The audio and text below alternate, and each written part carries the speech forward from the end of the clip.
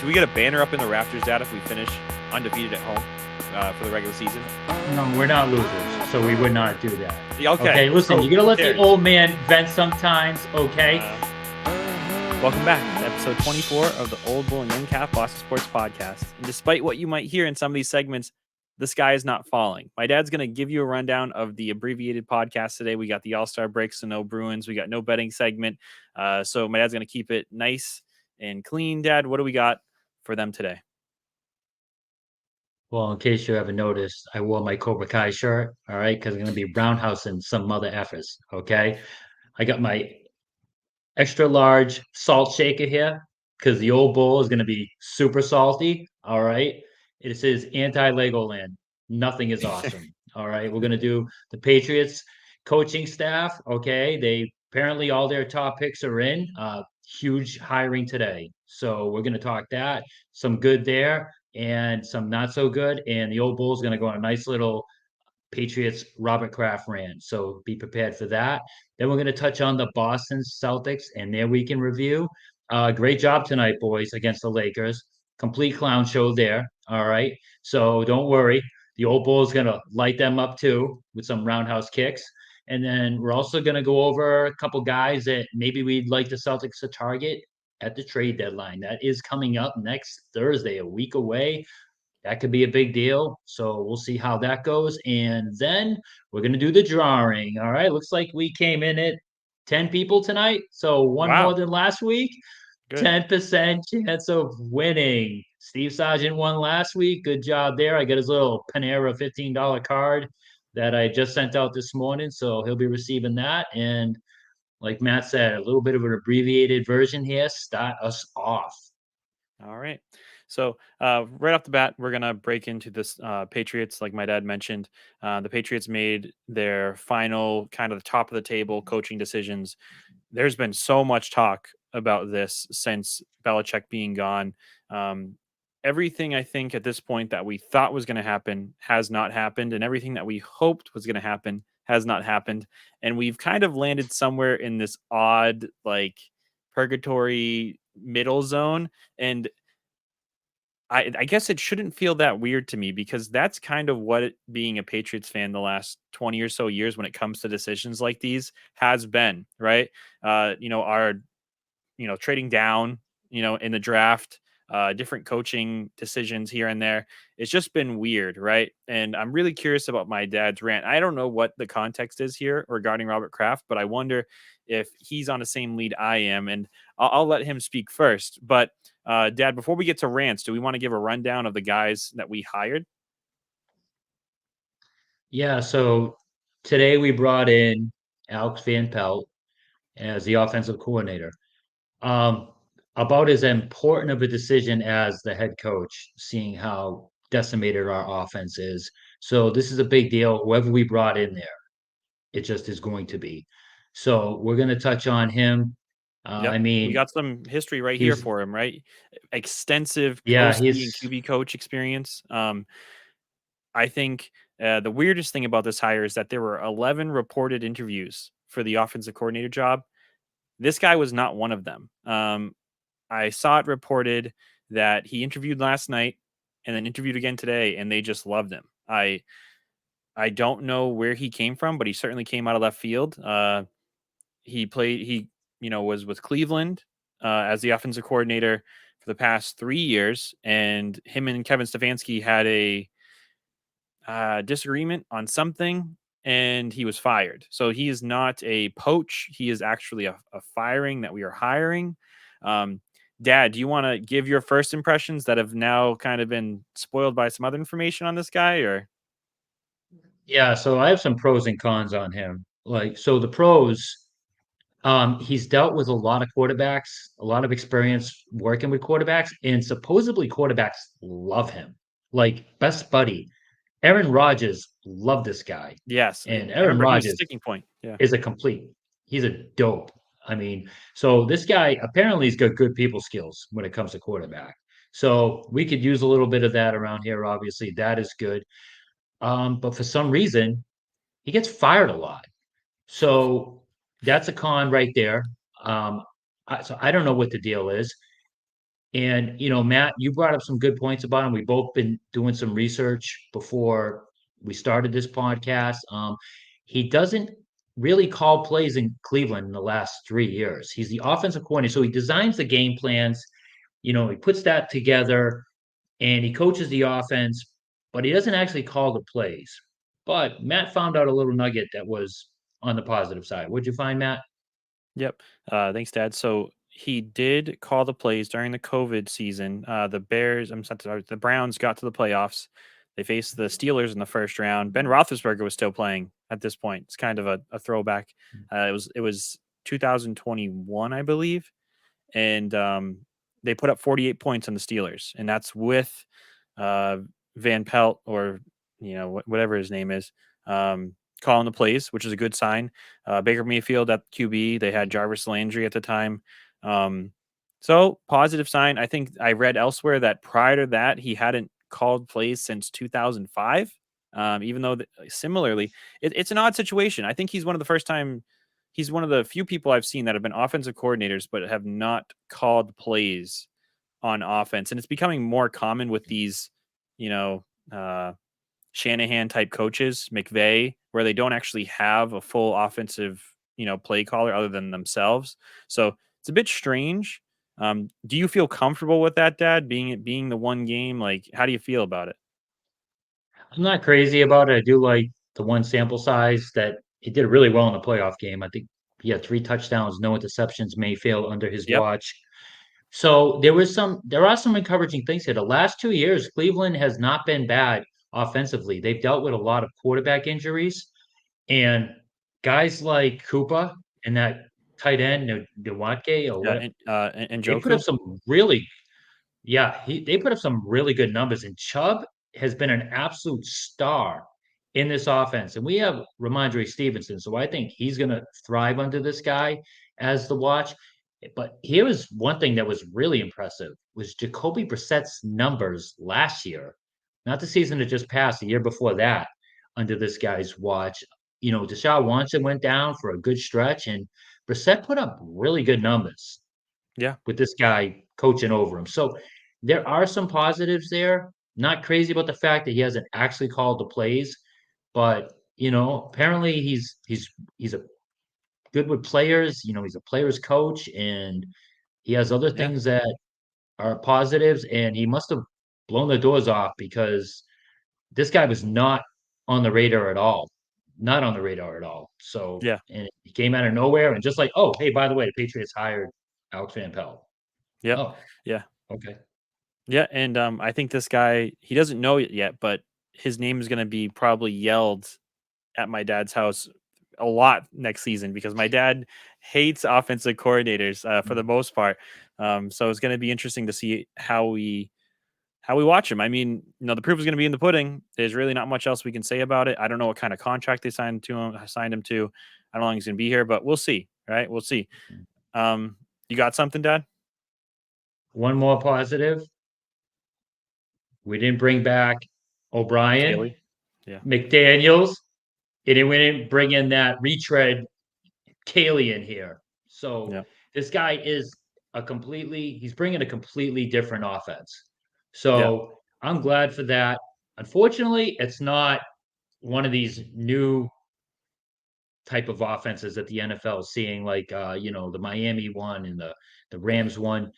So hopefully he's going to borrow some of that stuff and incorporate it. He's more of a West Coast, old school West Coast offense guy, but his Yeah. stuff worked. So we'll see how that goes. Yeah. And you mentioned Jacoby Brissett and sneaky little anecdote here, but I would love to see Brissett back in a Patriots uniform on a cheap contract with Jaden Daniels kind of in the waiting in the wings for a season with this guy. If he has rapport with him, I don't think that'd be bad. We get Brissett for a couple years, 6-7 million. Maybe Yes. it gets a bit Yeah. interesting. So yeah, we can move on to the next guy, defensive coordinator Demarcus Covington, and I think this is the one where most Patriots fans might feel the most comfort. We know he has not been calling defensive play calls, but he's been with the Patriots. He's been learning under the best defensive coach in the history of the NFL and Bill Belichick for many years. He has a glowing Devin McCourty endorsement. Devin McCourty talked about sitting behind him in meetings and watching how this guy prepares, this guy studies, this guy listens. Um, and we've had a pretty good defensive line and linebacking crew under his watch. So there's really no reason why he should fail. There was also an article, I mentioned this to my dad, the Pellerosi guy who broke the Van Pelt news, wrote an article in 2022, November. So it's a little over a year now, a little bit year and a half, and put this guy as one of the upcoming coaches. It was on the same list as D'Amico Ryans and Ben Johnson, who D'Amico Ryans is doing great in Texas right now, and Johnson, of course, is the guy my dad and I, of course, wanted. Um, but this is our defensive coordinator now, Dad. Any thoughts, comments, concerns on this guy? So, I mean, I have a little more faith in the team. He's like you said, he's been under Belichick for a long time. He's been under Mayo for a long time. And even though he annoyed the heck out of me, that dope Steve Belichick, he had his moments calling plays. He's been under him for a long time. But here's the problem, right? Offensive coordinators, it's different, right? They have this whole system and scheme.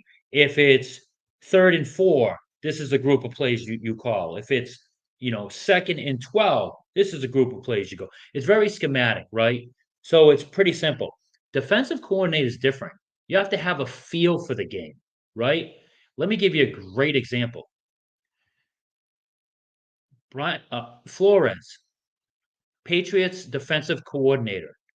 Matt Patricia, Patriots defensive coordinator. Both same players, same schemes. One had an amazing feel for calling plays on defense. The other was a complete trash can that had dumpster juice on the bottom of it. As witness to the Super Bowls against the Eagles, where Patricia was coaching that defense, and Nick Foles absolutely lit us up. It was like a combination of Tom Brady and Dan Marino playing a Pop Warner team. And then you have Flores the following year, who shut down one of the greatest offenses of all time and the best offense of that year. So I'm hoping this kid has that knack. We're not going to know until he starts calling plays. So we'll see. Matt, you are muted. I mean, I kind of Yep. like it that way. I think we should keep it that Yeah, way.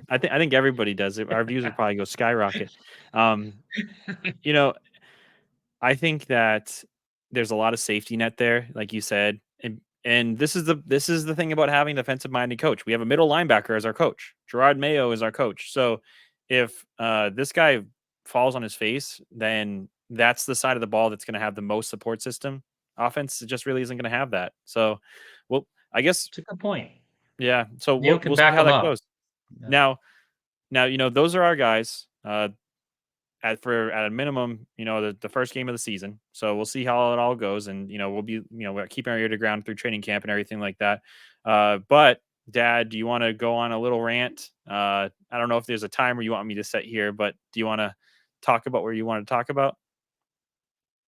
Yeah. So I was actually calling for the Patriots to move on from Belichick when he brought in Matt Patricia and um, the other clown, Joe Judge. Yes, I was actually, I mean, we didn't have the show then, but I was on social media saying he's got to go. His just it was time. yeah, So now I am saying I'm retracting my statement that I made to you that I have more confidence in Kraft picking the next guy because he did pick Pete Carroll, he did pick I know. I'm Bill surprised by that. Belichick, Yeah, but you know what? I'm retracting that because once again, old age catches up with all of us, and we just can't adjust. We just can't put ourselves in a situation where it's uncomfortable. We need to change our name from the New England Patriots to the New England Snuggle Bunnies because that is what Kraft. He didn't make one uncomfortable choice this offseason coming off a year where it was people like to joke about a dumpster fire. We need a better term because this was worse than a Yes. dumpster fire. And what does he do? Nothing but safe bets across the board. And I'm giving you, when I guarantee you Mayo will be the next coach, I guarantee you who the next GM is or who's running football operate. I know who it's going to be. Uh, I know it's going to don't be. say the And gruel I'll tell guy. you in a second. And I'll tell you in a second why I know. All right.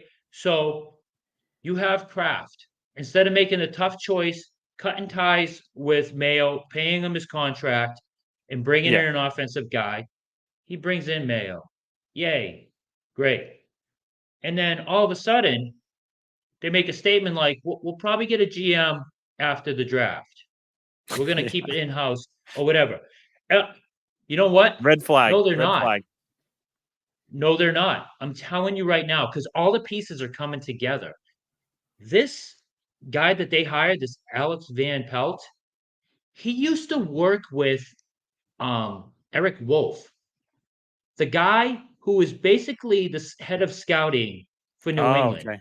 the guy who's been in charge of a lot of scouting and who's basically had a supposedly a huge part in the last several drafts.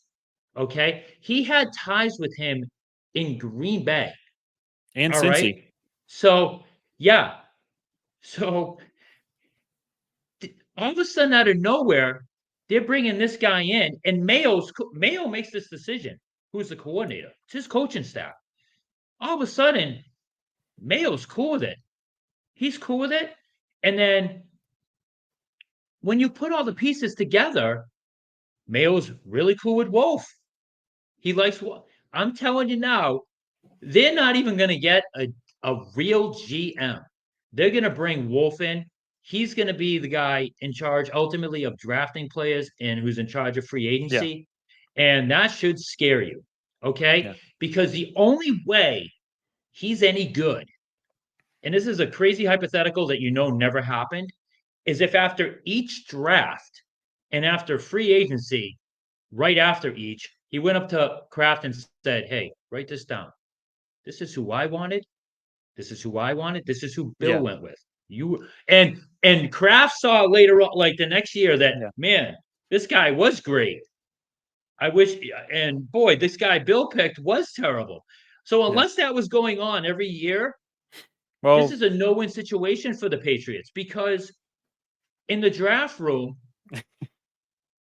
obviously Bill didn't trust him enough. So if Bill was making the picks, it was because Bill wasn't didn't trust him enough because he probably had made so suggestions. so I will say this. And I heard from Zolak that he was pivotal in picking Gonzalez. That he stayed extra at Oregon to watch Gonzalez, and he's the guy who made the final call on Gonzalez. And that hit. That might be one of our best picks, in the last handful of years. So if it's going to be let me just anybody, say I'm this. hoping I'm if it's going to be him or Gruel, the other guy, right? I want it to be him. Um, but I think I alluded to the fact that I wonder if you're going to start ranting about what I was thinking about, and you pretty much are right there. You're in the same neighborhood, in that it's kind of frustrating how Kraft has made this too much like a family. He's got to make things Yeah, uncomfortable and bring in, like, he's hiring more for atmosphere and um kind of like social fit, or what's the word, the so he's hiring for like that fit versus taking a risk and bringing in new schemes, new ideas, a culture fit. He's hiring for a culture fit. So, and it's really frustrating, because it's I feel like we're just going to get served the same meal next year. And if we don't, that's good. But if we do, would we even be surprised?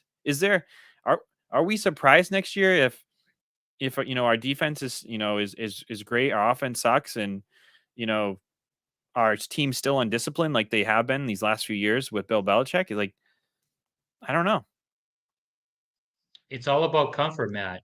The New England Snuggle Yeah. Bunnies. I'm telling Yeah. you, Kraft has not made one tough decision besides the obvious one. which was getting rid of Belichick. He had to. That wasn't a tough decision. Belichick 4-13 this year and on the steady decline. Everything's been a disaster. That wasn't a tough decision. The tough decisions would have been to flip this thing. And it's just a typical old man. You just set in his ways, scared of change, go with what's comfortable, and like you said, Matt, keep it in the damn family. Because this guy, this Wolf guy, is not going to it's just frustrating Yeah. because Yeah. if he was picking the guys, a lot of these draft picks, he's been awful. No, yeah, Gonzalez was a good pick, but go back to all the drafts in the last 4 years. I mean, just so many swings and misses. I Yeah. mean, everyone Well, has them, but you're not supposed to be like at 5% success. We had one draft, I think. Which one was it where everyone's it was a gone Cole and it's Strange. It was a complete Cole disaster? Strange draft, I think. Yeah. But Yeah, listen, listen, listen, listen, listen. There's nothing set in stone, everybody. Before my dad blows a blood vessel, we probably should move on. Any other final thoughts, Dad, on this? no, but remember, Okay. I'm making that guarantee. Wolf's gonna be the guy. Yeah. There we go. You heard it here first, everybody. I don't know what the over under is on FanDuel for that, but we'll move on to segment number two, and this is a two-parter. We're going to talk about the Celtics, and I didn't expect my dad to sky is falling that much during the Patriots segment. My comment was primarily towards the Celtics, um, but I'm glad it's applied for both, right? So I hit the nail on the head there. The Celtics had a bad game tonight. This podcast is being recorded directly after the Lakers game. I think my dad and I both were under the impression that we were going to be able to start this podcast early because we were just going to be so firmly ahead of this Lakers team. But that, of course, was not the case. We were pretty much left in the dust from the jump, and really never gained any ground. So it was an embarrassing loss. Uh, but before I get into that game exactly, this week we have played 3 out of 4. Right? We played uh, New Orleans and Indiana, both very tough teams. And New Orleans is the team my dad in the West fawns over. Right? He thinks this team is way better than I think this team is. Um, and we ended up beating them. They had a really hot shooting beyond the arc, and it was nice that we came back. I think down 16 against those guys. Any thoughts on that New Orleans game, Dad? As you remember it? Yeah, they were doing great. Another situation with 3 games in 4 nights. They actually get to stay at home for once instead of home road, home road, home road. So they had some good gutsy wins. And What but about and I Pelicans? get it. Specifically? The Pelican win, that was a good win, like you said. Nice little comeback. That Pelican team, it's got a lot of talent. It never puts it together, but it has a lot of talent. And I like that win. I like Yeah. the um, God, what was the win after it? The pace. So that was the Pacers, but Pacers. before we Yeah, go to that, Zion Williamson was totally gassed in the second half of that game yeah, they ended up taking him out at like a weird time. Scal made note of it. So it was a big game to pull out. I think we had a 12-point advantage in the fourth quarter. We were down 16 at one point. We wake up the next day and we face you know, one of the best offenses, if not the best offense in the league. And we end up putting 81 points up on them, which was pretty awesome. One of the most frustrating things about the Pacers is that Aaron Nesmith has it in his head that we screwed him over, when in reality, the Celtics got him a huge payday. This guy, he plays like a dink. He takes like the weirdest charges. He flails. He kicks. I really don't like what he does. How physical he plays against us, as if there's just reckless abandon versus how he plays against other teams. He's a joke. Half the other games he plays, if you look at his box scores, he lit us yeah. up, but we were managed to stave them off. Any thoughts on that Pacers game? Yeah, another gutsy win, right? Back to back. They played the night before, third game in 4 nights. We got a little lucky there. Our defensive rebounding was so horrific. Basically kept the Pacers in the game. Otherwise, we would have blew them out. Halliburton didn't play like the fourth quarter because he's on a Yeah, minute restriction. We got a little lucky there. But the Celtics shot the lights out in the first half, got 81 points, low turnovers. Again, we're almost impossible to beat when we have low turnovers. Oh, guess what tonight was? Complete disaster turnover wise. So that was a good win too.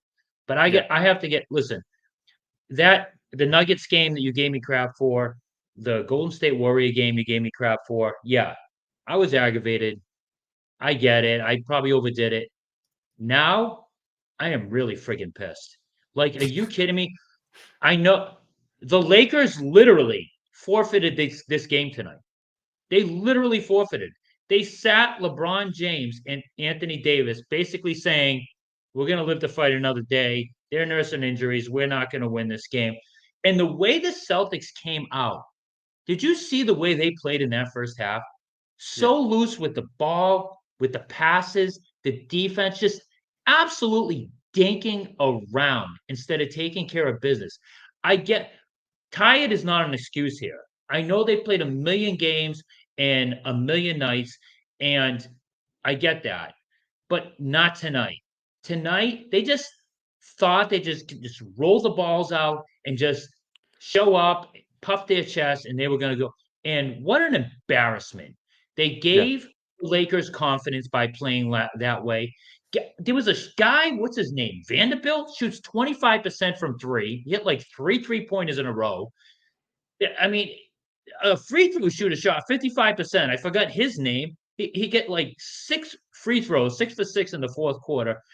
And that's what happens when you give the other team confidence. Instead of just taking them seriously coming out of the gate and throwing them on the ground and putting your foot on their throat, nope, they just dinked around and just lobs and passes and loose defense. And next thing you know, the Lakers just hit some shots and everyone's getting hot and confident. And then you just blow a garbage game like this and watch like Davis and LeBron celebrating and them talking smack and D'Angelo Russell talking smack to Holiday.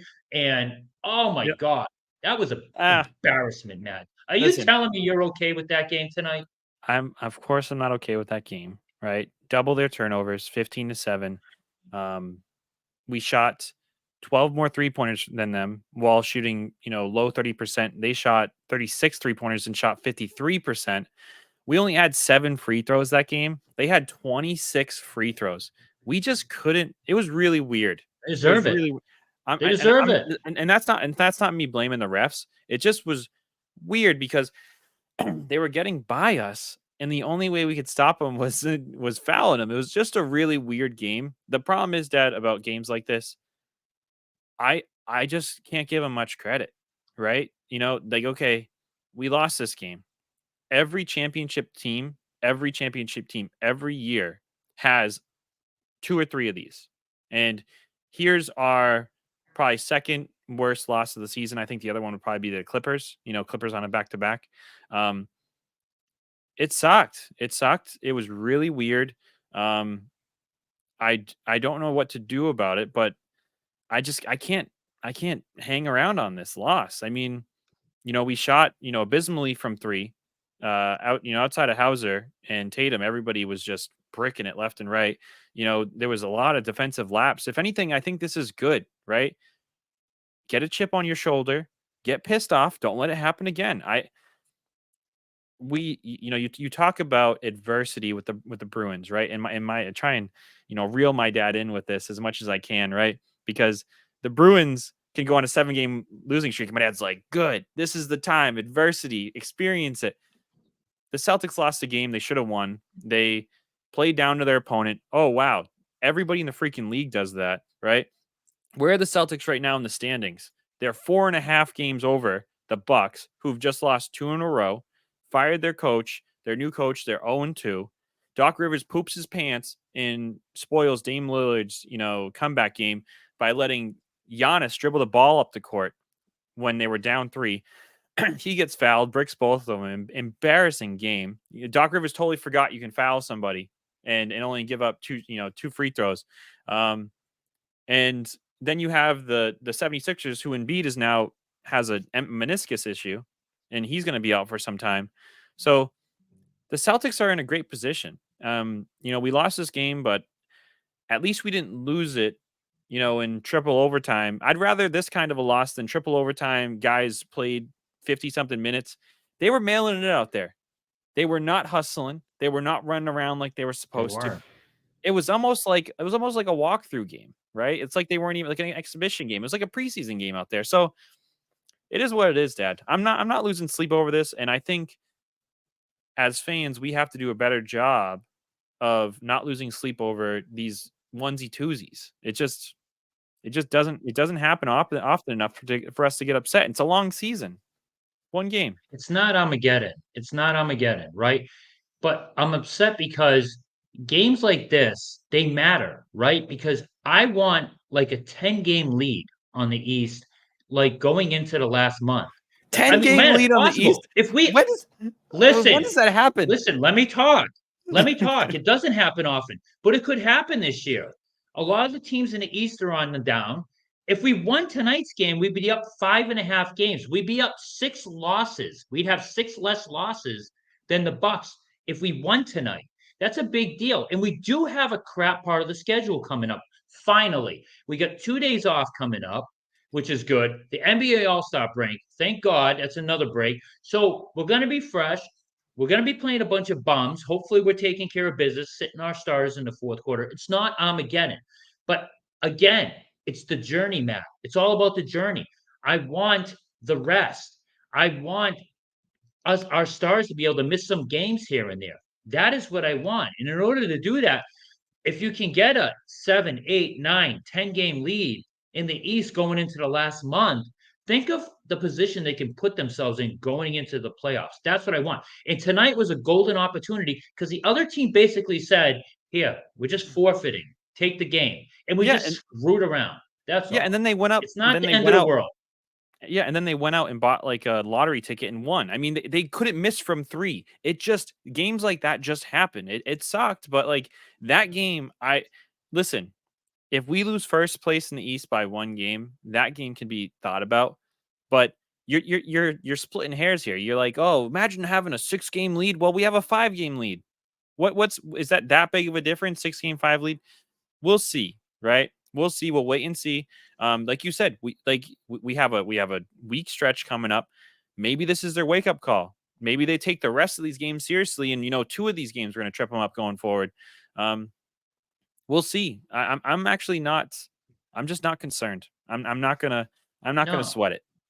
So Well, I mean, I hope they're not in that position where they're fighting for number one seed at the end of the year, because that's then you're expending energy that you shouldn't have to, and playing guys extra minutes, not letting guys take games off. I really hope they're not in that position. But I tell you what, we will have a betting segment.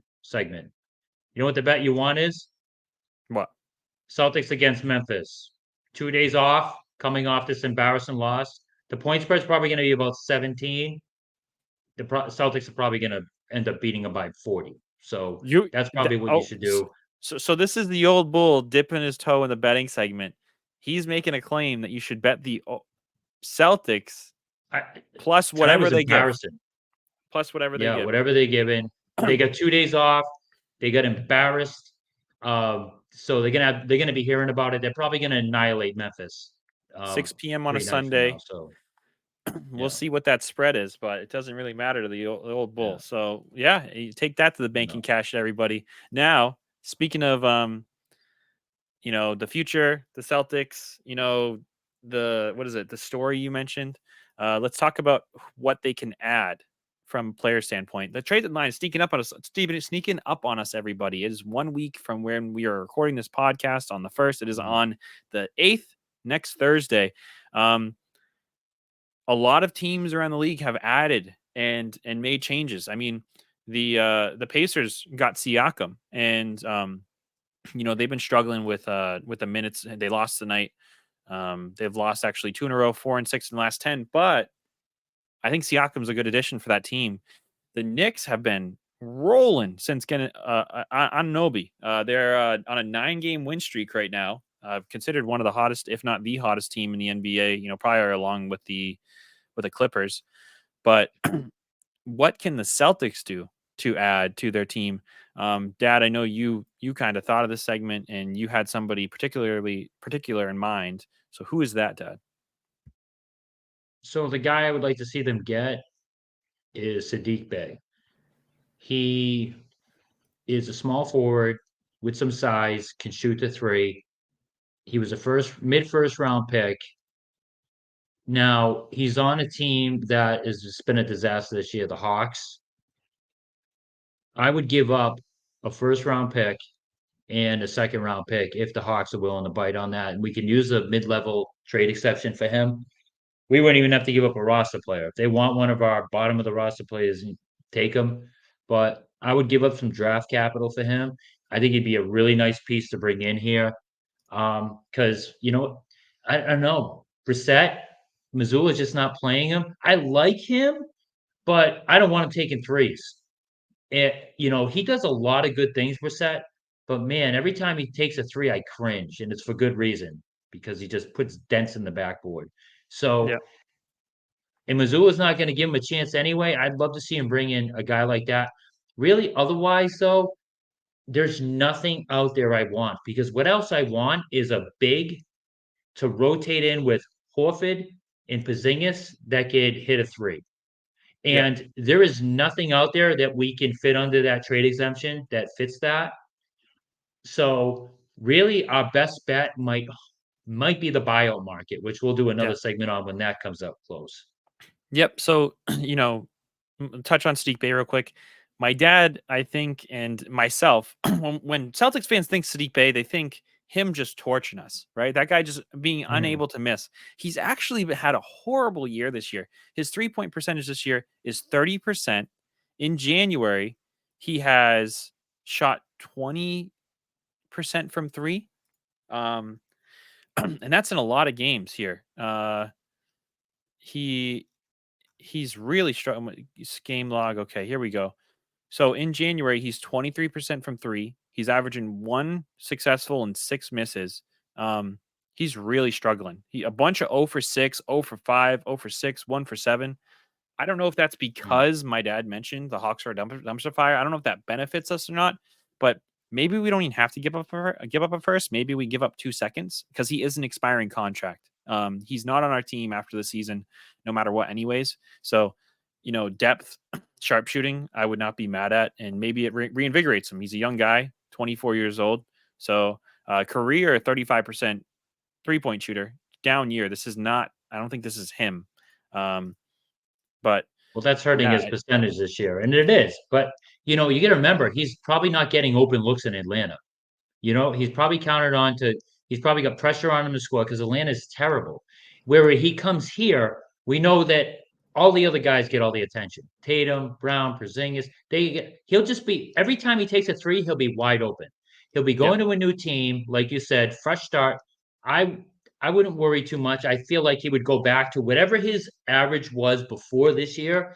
I feel like he would go back to that. So I'd be willing to take a chance on that guy. yep. So when you think about it, it's tough, right? Because Hawks are in our conference. We played them last year in the playoffs, so taking players off of them is difficult.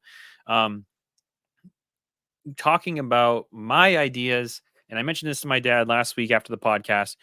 We saw the players that I would like to pursue in the last New Orleans Pelican game. They have a kind of a log jam at the small forward shooting guard position. They have three guys, all 6'6", 6'7", 6'8". One of them is Trey Murphy. You probably remember him because he started super hot against us last week. He ended the game 3-10 from three, but I think he hit like his first three of them. He really went cold after that, but he's a big one. Herb Jones is another big one. 3 for 4 from three against us. They've all, this in January, Herb Jones is 53% from three. Uh, in January, the other guy, Najee Marshall, he's only 34% from three, but he's a hooper as well. And then Trey Murphy, he's struggling a bit from three in January. He's at 30%. So the reason I bring these guys up is because I heard a rumor that the Pelicans, as an organization, are just cheap. They are currently, I think, over the cap by 33 million. They have a lot of old veterans on their kind of what's the word? The payroll, right? So they have McCollum for 36, and he's on their roster for the next 3 years. Zion Williamson is on their roster in 2000 till 2028, Ingram they have for 2 more years, and he's up at 36. They have Valanciunas, and then they have Larry Nance on their roster, and he's an 11 million a year player. And then you have Herb Jones. Herb Jones, he would be the dream player. He's locked into a very team friendly contract, 12 million pretty much a year for the next 4 years. I think he fits our timeline. Young guy. I would trade 2 or 3 firsts to get that guy in a heartbeat and throw whatever contracts we need to throw in there to make it work. He's a small forward, 25 years old. There's also the cheaper option, the Najee Marshall guy. He's a $2 million player. Next year, he's probably going to demand upwards of, $7 to $10 million, and I don't think the Pelicans are going to want to pay that. So it'd be a good opportunity for them to get rid of him. And then the same thing with Trey Murphy. Trey Murphy, he's a $5 million player next year. He would fit the trade exception that we have, both those players, Najee and Trey Murphy. So lots of names there. 3 guys from the Pelicans: Najee Marshall, Trey Murphy, and Herb Jones. Whatever we can do to get Herb Jones, I would do.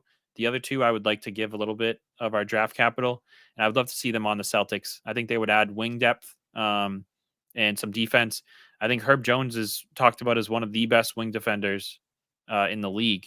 So, yeah, I'm cross my fingers. And then maybe my dad will be as high on the Celtics as he is on the Pelicans if we get one of these players, because obviously he needs a bit of a boost on the Celtics after this past game. So I would love any one of those guys, but the Jones at $12 million, it's the same problem as Olynyk. You'd have to throw in Pritchard.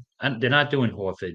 You'd have to throw in Pritchard and like 4 other $2 million a year players that we do have. it.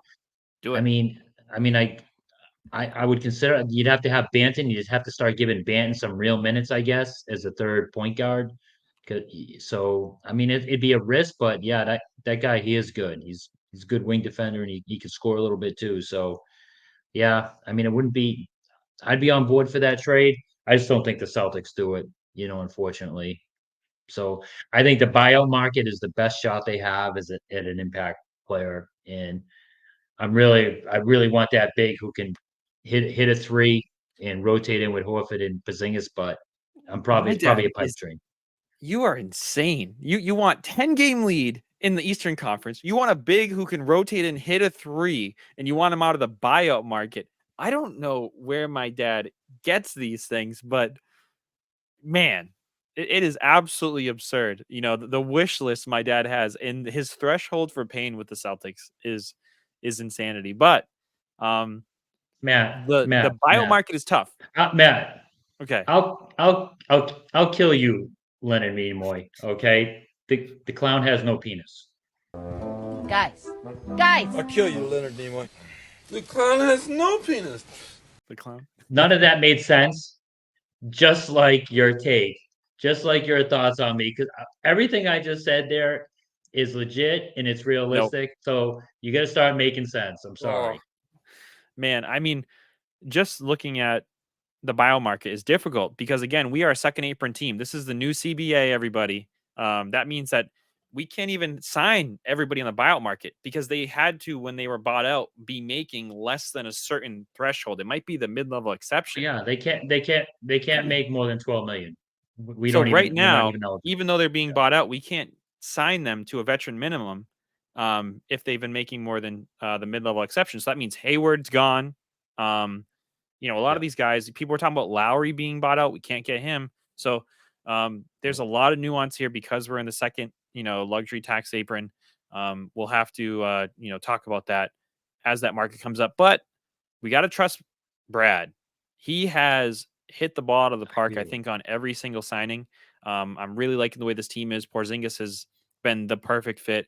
Um, Pritchard started the year off rough, but I'm glad we have him on our team. I think he's a tradable contract and he's a serviceable player out there.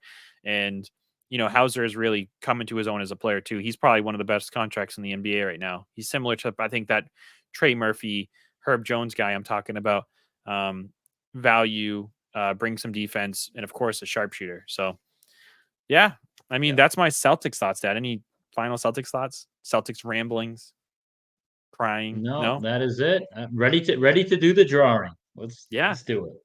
And you know what's crazy is my dad told me, he actually mentioned at the top of the podcast, the guy who won last week got a Panera Bread gift card. I think what can you buy at Panera Bread for $15? Like a glass of water and a loaf of bread. I mean, they are so dumb expensive. I can't stand that place. I mean, Yeah. I want the anti Panera Bread sponsorship for this podcast because I bought like a soup Yeah. from there the other day. It was like $30. It was crazy. Well, he offered the Venmo, Cash App, Yeah. Zelle, or the $15, and he's like, "Just give me a $15 restaurant. Pick any of them." He said. I'm like, "All right." So Any of them. You pick that's what we'll Panera do. Bread? Do you like this guy? I did. Mike, I don't think he likes you. Is it Mike Sargent you said? No, it's Steve Sargent. Steve Steve Sargent. Sargent. Steve, I don't think he likes you. Yes. So All right. Well, here we go. Again, all you have to do is share it on Facebook. You don't have to do anything else, and you're automatically entered. So here we go. We have 10 people this week. I always have trouble with this. Here's the list right there. All right. And I just simply go, okay. Google, pick a number between 1 and 10. 4. Who's 4. 4? Yeah. Florida Mike. There we go. He should get a My Culver's buddy I gift met card. down in Florida at a day drinking pool party. He's an awesome guy. So from Boston, of course. So Yeah. yeah. Congrats, All right, Florida Mike. Mike. Congratulations. So, thank you for sharing. We appreciate the support. And hey, share again. We'll put you right back in that contest. You win 10 times in a row. So Now, did Steve Sargent share again this week? he did. He was there. Okay, cool. My bad. I didn't see his Yeah, name on the list. he I was thought number I 8. thought he was like, if I'm gonna get his Panera Bread, I'm not. My bad. So yeah. Yeah. Again, thanks again, everybody. Florida Mike, appreciate you. I know my dad talks about very highly about all of his Florida friends and how they support us, and we're really Yes. thankful for your time. Any amount of time you spend listening to us talk about whatever the heck we talk about is greatly appreciated. So yeah, I think that's the podcast. Dad, any final thoughts? That is it. Thank you for joining us. Appreciate it. Yeah, everybody have a good rest of your week. Bye-bye. Night, everyone. Oh, I don't know, where to begin. We are North Americans.